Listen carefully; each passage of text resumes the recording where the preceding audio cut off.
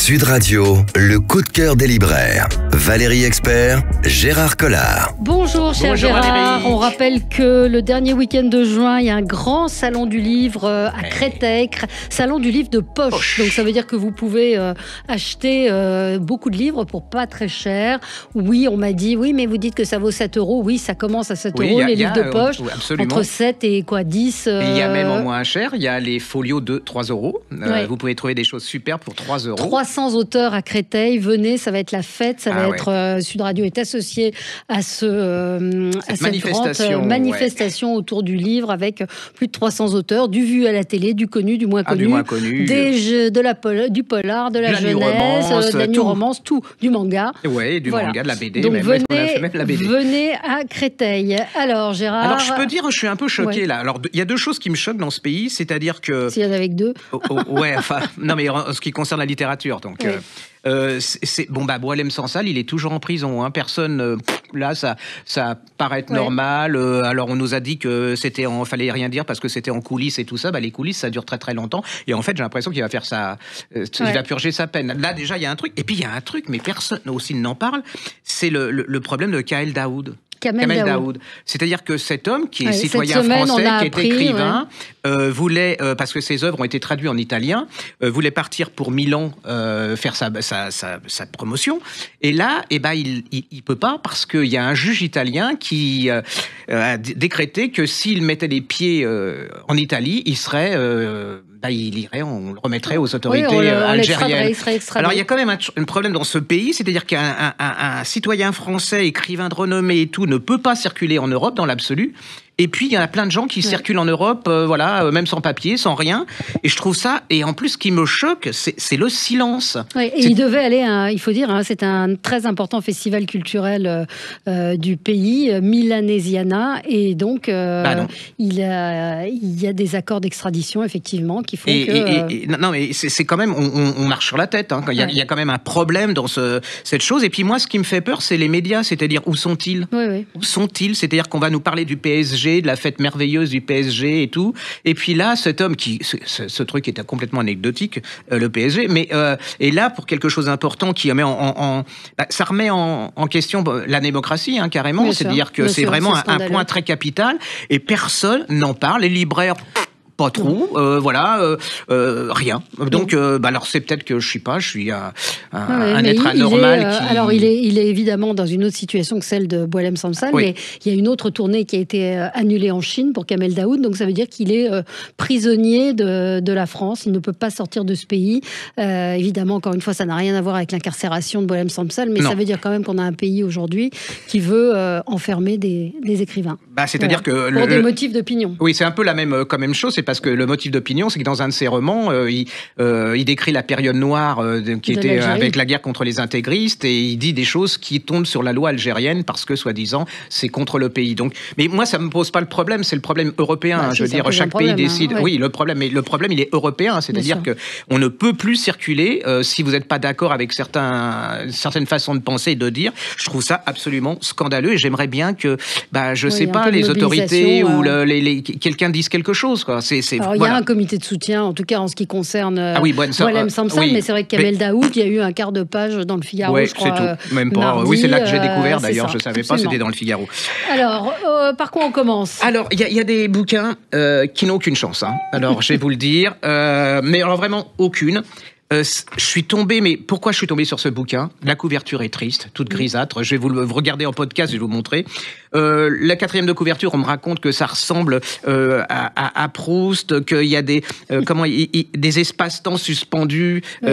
Alors la réalité s'emboîte comme des poupées russes. Alors là, et alors mais vraiment, je suis tombé complètement sous le charme de ce bouquin. Je vous laisse dire le titre. Renaud Meyer, Retour à Balbec. Alors ça parle de quoi, Gérard ? Alors c'est un truc absolument, c'est un livre absolument rempli de charme. C'est l'histoire d'un musicien. Hein. Alors Balbec, c'est pas au Liban. Non, c'est le Balbec de Proust. D'accord. Mais alors c'est un mixte, hein, c'est-à-dire que vous avez, il a mélangé Deauville, Trouville, Balbec. Hein, donc, mais si vous le connaissez pas, vous imaginez cette ville.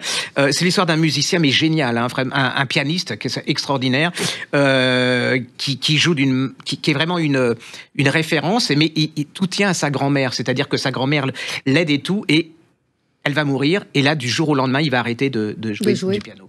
Et il est invité, alors des années après, à Balbec, enfin dans une ville près de Balbec, pour faire un concert. Il accepte, il va se promener sur la plage, et là, il y a une vieille dame qui est assise sur un banc, et cette dame, elle ressemble à sa grand-mère. Et il va lui parler, et là va commencer un échange absolument incroyable. Alors lui, il est d'origine arménienne, et elle d'indo-chinois. C'est un peu, leur famille est exilée, et ils vont se rencontrer, ils vont parler musique, elle va le faire revivre, elle va le pousser à refaire ce concert. Et là, vous êtes pris c'est d'une douceur, d'une générosité. Il y a l'amour pour la grand-mère. Je passe du temps parce que personne va parler de ce bouquin. Hein, donc, et là, vous êtes pris. Vous voyez qu'il revit. La musique, il rejoue au piano, c'est absolument incroyable. Et puis il y a la plage, le soleil. Et puis il va se passer quelque chose. Et là, je me le suis pris. Je suis sous de moi. C'est aux 3/4 du livre. Je vous laisse découvrir la chose. Et que cet homme, va se poser la question, est-ce que j'ai vraiment rencontrer cette dame, qu'est-ce qui s'est passé? C'est alors, je vais pas dire merveille parce que les phrases qui reprennent sur les livres, ils disent une merveille. Alors, non, c'est un petit bijou. Ce que je dis, c'est comme une pierre précieuse que vous trouvez dans un tas de sable. Vous savez, vous êtes là, et puis j'ai tellement envie on en parle. Si vous allez chez votre libraire, lisez-le, même si vous l'achetez pas, vous le lisez comme ça, et vous verrez, vous serez absolument, vous êtes pris. C'est d'une douceur. Alors, quand je dis que c'est un doudou, souvent de livre, c'est ça, c'est un doudou. Et puis, c'est quelque chose de différent, c'est-à-dire que vous allez voir. Et on peut ne pas connaître. Ah non, ça n'a rien à voir. Même vous pouvez ne pas aimer la musique. En fait, c'est une histoire d'amour entre une grand-mère et un petit-fils. C'est aussi une histoire de retrouver ses racines, l'Arménie, l'Indochine. C'est une histoire d'une passion pour les autres. Et puis alors, il écrit, on voit, c'est en cinémascope son truc, hein, c'est-à-dire que vous êtes sur la plage, vous voyez, et puis ils sont amoureux de la nature, franchement, ce livre, quand on voit certains acteurs qui écrivent des livres et qui en vendent des centaines de milliers, enfin des dizaines et des dizaines de milliers, dont tout le monde parle, en plus, ça y est, on en parle, même s'ils l'ont pas lu, tout le monde arrive, et là, vous avez ça qui est mais vraiment une merveille, hein, je le redis, qui est vraiment une des révélations de cette année. Ça s'appelle Retour à Balbec, Renaud Meyer, et c'est paru chez Buchet-Chastel. On vous en parlera n'importe comment. Oui, non, mais vous m'avez donné très envie de le lire. Moi, l'ambiance étant ce qu'elle est, je me suis tournée sur des livres pour enfants cette semaine. Il y a cet objet, s'appelle mon coffret Famille Souris. C'est à l'école des loisirs dans la collection récréative. C'est un petit coffret. Vous parliez de doudou, donc il y a un jeu. Il y a un jeu pour les enfants, la famille Doudou cherche et trouve. Et puis, il y a des petits livres de cette famille. Il y a comment ça s'appelle? Regardez au podcast. Il y a plein de choses. Il y a des pions, donc il y a un jeu, il y a des... C'est vraiment... cette collection est formidable. Les illustrations, c'est joli comme tout. Enfin, ça, c'est le jeu. C'est le jeu, hein. C'est pas le livre, mais ça permet aussi d'amener peut-être les enfants à la lecture à travers des personnages comme ceux-là. C'est un très bel objet si vous cherchez pour occuper vos enfants dans le train, entre absolument. autres. C'est un petit plateau avec des jeux, c'est très très chouette. Et puis toujours à l'école des loisirs, il y a la collection des amis de chiens pourris. C'est le caniche à franges. C'est un peu vous, Gérard. Une journée chez mon coiffeur. On l'adore, le chien pourri. Moi, j'adore les peluches, j'adore tout. Hector le pigeon, il y a Thierry le rat. Et ça marche avec les gamins à tous les coups. Et il y a une peluche qui est moche. Elle est moche. J'adore chien marron pourri. Et tout, c'est superbe. J'adore chien pourri. Mais en tout cas, le jeu de la famille Souris cherche et trouve, formidable. Alors, on va parler d'un petit polar. Oui. Valentin Musso. Oui. Alors, voilà ce que j'aime chez cet homme. C'est déjà, il a du talent, c'est un très, très excellent écrivain de polar, mais il nous surprend, il fait jamais le même polar. Et là, il a réussi à me surprendre. Et à mon avis, ils sont plus aboutis. Hein. Vous êtes dans les Pyrénées, c'est un trio de jeunes, ils sont retirés dans la campagne, on sent, mais et puis il va se passer un événement absolument incroyable. Je pas le répéter, le révéler parce qu'on va encore me dire. Ne racontez pas la fin. Oui, c'est ça. Et donc, il est doué pour faire le suspense crescendo et tout. Il y a une maladie et il y a un homme qui va arriver dans ce trio. Ça va faire exploser le trio jusqu'au bout. Vous voulez savoir. Et la fin, j'avoue que je laisse. Voilà. Alors, allez-y. Franchement, c'est une pure merveille. Il s'appelle Voici demain, encore une pure merveille, si vous pouviez mettre une autre phrase, de Valentin Musso, c'est chez Julliard. Et je ne vais pas vous en faire des tonnes, parce que c'est tellement évident que c'est un bon roman que le bouche et à oreille va commencer à fonctionner. Et c'est complètement l'opposé du précédent qu'il avait. Il avait fait un bouquin qui se passait en Normandie, qui vient de paraître en poche. Allez-y. Voilà. Alors, il y en a un, c'est très traditionnel, et là, vous avez quelqu'un qui se met en danger et qui vous donne quelque chose qui vous surprend et qui vous passionne. Voilà, c'est pour moi petit chef-d'œuvre. Petit chef-d'œuvre, très bien. Toujours dans les livres pour enfants, là c'est une autre maison d'édition, Access Jeunesse, qui en fait sont des livres éducatifs pour les tout petits, pour apprendre les ronds. Ça c'est super. Mais c'est très beau, c'est extrêmement bien fait. Et puis il y a cette collection 10 doigts qui jouent. Et donc c'est pour apprendre aux enfants à la fois les couleurs, trouver le bon doigt, apprendre les doigts. Je ne sais pas si vous nous regardez sur les podcasts. Oui, il faut regarder. Pour ceux qui ont des enfants petits à partir de, je crois, 2-3 ans, il y a 10 doigts qui dessinent, 10 doigts qui bougent, 10 doigts qui tracent. Ça, d'abord, c'est l'objet livre et c'est se servir du livre. Regardez si c'est joli, c'est très coloré et ça apprend à tracer des lignes. Enfin, plus vite vous mettrez des livres dans les mains de vos enfants et plus vite ils s'approprieront l'objet. C'est le contraire des écrans. C'est que là, le gosse, il y a du tactile déjà. Absolument. Et puis le gosse, il joue avec. Il y a une interférence entre vous, le papa, la maman, le livre. Il est pas passif. Il est vraiment actif. C'est vraiment très chouette collection. Et ça a été validé par des pédagogues. Donc pour effectivement apprendre. Là, par exemple, place ta main sur les doigts écartés, fais le tour avec l'index pour apprendre les doigts de la main. Très jolie collection chez Access Jeunesse. 10 doigts. Allez-y en librairie. On se retrouve dans un instant avec vous, Gérard. À tout de suite. Sud Radio, le coup de cœur des libraires. Valérie Expert, Gérard Collard. Alors Gérard, par quoi on continue ? Je vous ai trouvé le livre de détente parfait pour vos vacances, pour tout, enfin, qui cultive. Ça s'appelle La Virtuose de Harriet Constable chez Albin Michel. Alors on est à Venise, 18e siècle, dans une petite fille qui est abandonnée, elle est dans un orphelinat, et là l'orphelinat, en fait, aide ces petites filles, ces jeunes filles par la musique. Et cette petite fille est absolument fabuleuse, c'est-à-dire qu'elle sait jouer, elle entend. C'est marrant parce qu'il nous raconte, en fait, les notes pour elle, c'est des couleurs, c'est des paroles, c'est-à-dire qu'elle parle en notes, c'est-à-dire qu'elle traduit tout. Elle entend le bruit de la mer, elle traduit, c'est des couleurs, c'est des notes. Enfin, c'est absolument incroyable. Alors cette petite fille, elle va évoluer, elle va grandir. On va lui apprendre le violon. Elle va être complètement amoureuse du violon. C'est une histoire vraie, hein. Et elle va voir un maître en violon. C'est Vivaldi. Et donc là, vous avez alors c'est un livre de détente, hein, vous voulez savoir ce qu'elle va devenir. Oui, c'est pas. Non, et en plus, Vivaldi, vous allez voir comment cette petite fille va devenir une des plus grandes violonistes de son époque. C'est une rockstar, hein, enfin, mais elle va pas bouger. C'est une histoire vraie ? Oui. Elle va pas bouger de son orphelinat, très peu. Vivaldi va être absolument complètement ahuri par le talent de cette femme, ce génie de cette femme. Il va lui faire des concertos qui sont hyper célèbres.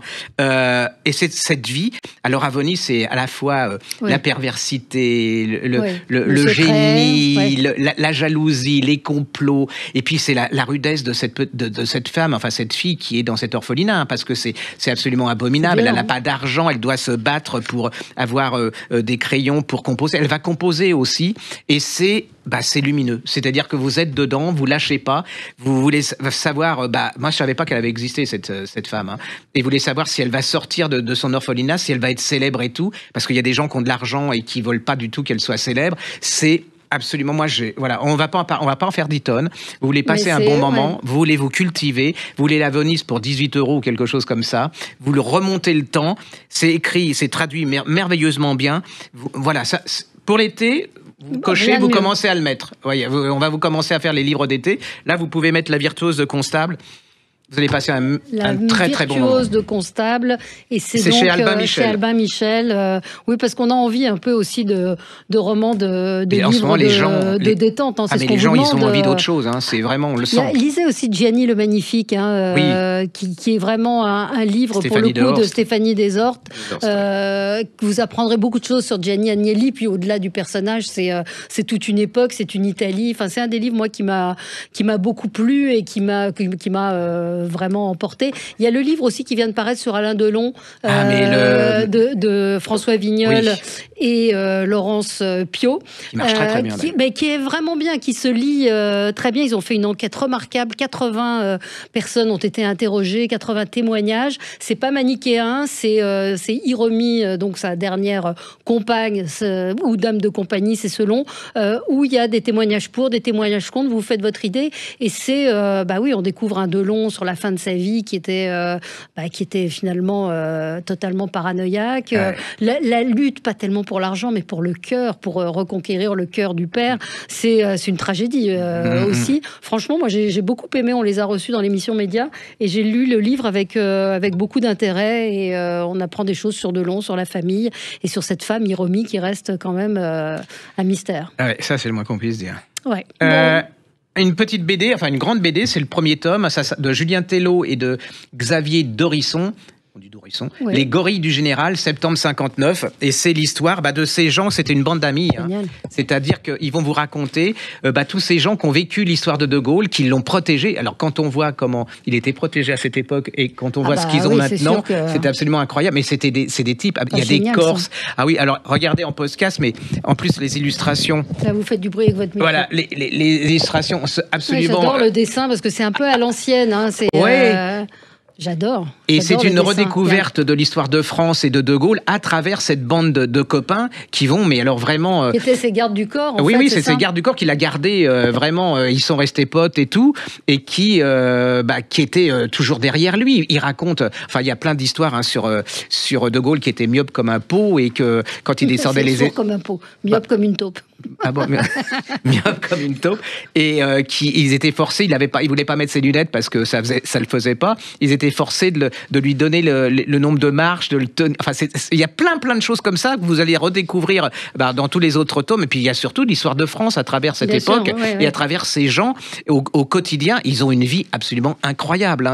Ils étaient d'un courage. En plus, fallait parce que le grand là, comme il l'appelait, il s'en foutait complètement. C'est-à-dire que s'il avait décidé de traverser la rue pour aller serrer les mains, il fallait que... C'est vraiment incroyable. Et puis, il y a quand même après, il y a tous les attentats c'était pas de la rigolade. C'était vraiment, il risquait sa vie et vraiment génial. Regardez la tête de Gaulle, si vous nous regardez en podcast, génial. Le dessin est absolument c'est vraiment, génial. Vraiment. Et vous connaissez cette anecdote de Yvonne de Gaulle quand il y a eu l'attentat du Petit Clamart.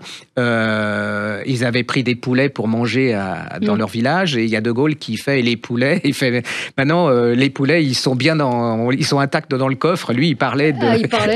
il parlait des flics et elle parlait des poulets à manger. Ouais. Magnifique. Les Gorilles du Général. Donc ça commence en septembre 59. Julien Tello et Xavier Dorisson. Et c'est le premier tome d'une série de 3.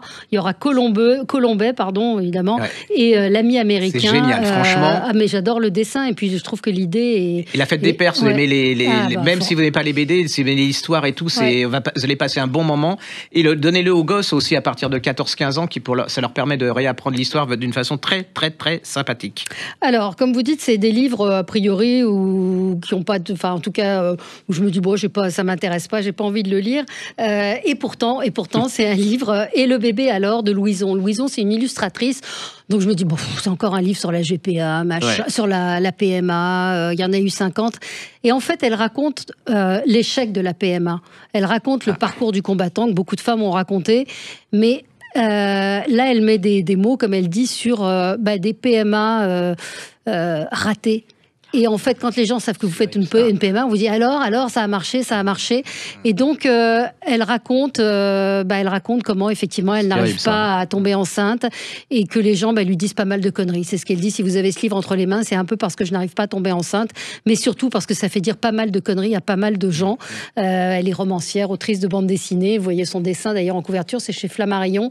Et j'ai trouvé que c'était un angle assez original et qui peut parler à beaucoup de femmes. Et au-delà de ça, même si vous n'êtes pas concerné, ça fait prendre conscience de la douleur, de la difficulté qu'ont ces femmes qui n'arrivent pas à tomber enceinte, et de ce parcours du combattant de la PMA qui abîme le corps, qui est une souffrance terrible, même pour celles qui réussissent. Ça s'appelle Et le bébé alors, et c'est Louison, et c'est chez Flammarion. Alors, je vais faire ma période. Alors, ne m'envoyez pas de textos, de mails, ne m'insultez pas, me faites pas des vidéos, parce que je vais parler du bouquin de Jacques Expert, son dernier polar qui s'appelle Ma sœur. D'ailleurs, les gens savent très bien que quand j'aime pas, oui, quand vous n'aimez pas, vous n'en parlez pas. Et voilà, exactement. Alors, et l'histoire, elle est classique, mais là, c'est là qu'on voit le talent, parce que ce type. Il se sert. Alors, on est dans une famille. Hein, alors, le père, il est un peu. Playboy. Ouais, playboy, un peu facho avec ses enfants. C'est un bouffeur d'heures. Hein, il les prend vraiment avec les fils et tout ça. Et arrive une jeune femme, qui va voir un des fils et qui lui dit « Écoute, je suis ta sœur ». Et là va commencer l'enquête. Est-ce que cette fille est une mythomane qui veut l'argent parce que c'est une famille qui a de l'argent, qui a du pouvoir et tout. Ils sont plusieurs dans la famille, dont un frère, Julien. Et là va commencer, vous êtes dedans. C'est-à-dire que vous vous dites, alors lui, le premier frère, il est tout à fait, il n'y a pas de problème, il est sûr que c'est ça. Au contraire, il est content de retrouver une sœur. Voilà, exactement. L'autre, il est beaucoup plus suspicieux et tout. Pourquoi le père, qu'est-ce qui va se passer? Est-ce que le père va la virer du jour? Et vous allez voir que ça ne va pas se passer comme tout le monde pense que ça devait se passer. Il est très content de retrouver, de découvrir qu'il a une fille. J'en dis pas trop parce qu'on va encore m'insulter. Non, mais il découvre cette fille qui se rend indispensable auprès de lui. Incroyable. Et cette fille a une fille. Enfin, c'est ça, il y a une petite fille. Et là va commencer un polar, c'est un peu machiavélique. Et alors, la fin, j'avais pensé trouver, et puis, c'est pas sûr, hein, je vais vous dire. Et la fin est abominable. Enfin, je veux dire, je me mets dans la non, mais racontez pas trop. Voilà. Non, mais je vous le dis, la fin est abominable. Donc, et c'est une mécanique, et ben voilà, ça s'appelle le talent. Il sait faire d'une chose qui est relativement classique. On se dit, je l'ai déjà lu. Et ben non, vous l'avez pas. Même si vous croyez l'avoir lu, vous l'avez pas lu parce que pas de la même façon. Et ça, voilà. Et ça parle à beaucoup de gens parce que c'est des histoires de famille. Il y a beaucoup d'enfants cachés, d'enfants qui ressurgissent, ou même sans parler d'enfants qui ressurgissent, de femmes qui se rendent indispensables auprès de personnes âgées. Oui, la manipulation et tout. Et puis même vous, même si vous n'avez pas de sœur, vous mettez bien dans le personnage parce que vous êtes là, vous dites mais qu'est-ce qu'elle me raconte? Est-ce qu'elle dit vrai et tout? Non, franchement, c'est une histoire pas vraie évidemment, mais le point de départ est vrai. C'est-à-dire que Jacques Expert a il y a une dizaine d'années, une jeune femme qui m'a contactée en me disant est-ce que votre mari est bien Jacques Expert, le fils, hein, et en fait, il se trouve que c'était une enfant illégitime et que la mère de cette jeune femme, cette femme, a avoué au moment où le père qu'elle pensait être son père est mort, elle lui a avoué ce n'est pas ton père c'est Jean Expert qui était le père de mon mari. Et donc cette femme a surgi, évidemment la suite n'est pas celle-là, mais ça arrive beaucoup plus souvent qu'on imagine. Ah oui, non, mais franchement, vous allez passer un bon moment, pareil, faites des pères, l'été, vous pouvez y aller. Alors, pour les textos, n'arrivez pas, ça sert à rien parce que quand je vois ça sur Facebook, je bannis et ça me fait rire, ou je mets un cœur. Donc, non, mais Gérard, je peux vous dire, je ne lui ai rien demandé. Non, elle ne savait même pas que je le faisais aujourd'hui. Non, je ne le savais pas. Donc, je suis contente que ça vous ait. Voilà, donc c'est un bon polar. Un dernier petit. Pour BD. les enfants, parce qu'il n'y a pas de raison. Moi, c'est un chef-d'œuvre. Hein. Cette série, c'est Torben Kuhlmann. Ça s'appelle. Erhardt, c'est l'incroyable aventure du campagnol. Mais alors, regardez-le en podcast. C'est absolument fabuleux au niveau des illustrations. L'aventure du campagnol qui fait le tour du monde. Regardez, les illustrations, c'est des œuvres d'art. Oui, c'est ça, c'est des tableaux. Non, mais c'est l'histoire d'une petite souris. En fait, il reprend par exemple, là, c'est le tour du monde. Et c'est une petite souris dans le monde des souris qui est à côté des hommes. Et là, c'est vraiment une illustration. Moi, je les ai tous. Hein. Il a fait Lindbergh. Alors, Lindbergh, il reprend l'histoire de Lindbergh, mais c'est l'histoire. En fait, vous vous rendez compte que Lindbergh, c'est pas le premier à avoir traversé de l'Atlantique. C'est une petite souris qui avait traversé l'Atlantique avant lui. Alors là, c'est vraiment chef-d'œuvre. C'est pour les enfants, mais je crois que si vous êtes adulte, vous aimez c'est vraiment. Moi, j'en loupe pas. Hein, je les regarde, ça fait rêver. Les planches, c'est des planches. C'est vraiment des œuvres d'art. C'est aux éditions Nord-Sud. L'auteur s'appelle Torben Kuhlmann et ça s'appelle. Alors, Erhardt, moi je dirais comme ça, E-A-R-H-A-R-T, très très bel album, magnifique. Merci Gérard, c'est fini pour aujourd'hui. Sud Radio, le coup de cœur des libraires. Valérie Expert, Gérard Collard.